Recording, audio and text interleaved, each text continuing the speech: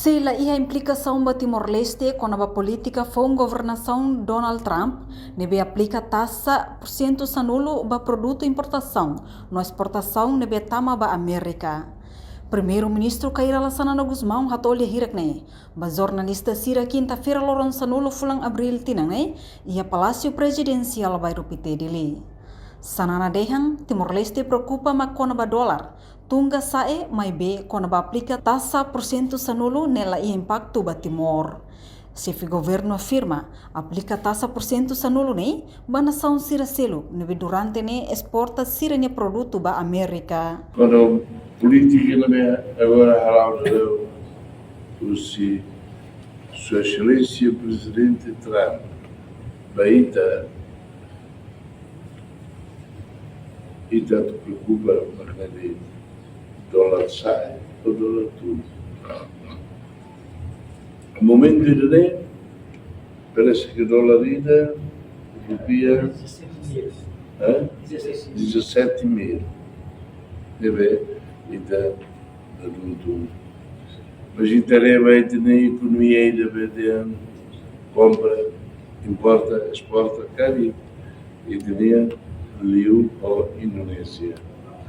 Se $1 17 mil rupias significa que deve importa da outra. Mas cari que marca ou lá as taxa americana nem halba raízes nebe ia exporta para América. Se não for de taxa, e de tema cari, ulu, raída exporta mobile né, e de tema exemplo né, $100. Agora como nem aumenta, agora né, mobile né, se caro $300 caro. Nebe nós diretamente afeta a Maíta. E tinha problema de que dólar se sai e te contente, se tu e te mantém nada a cá cinto para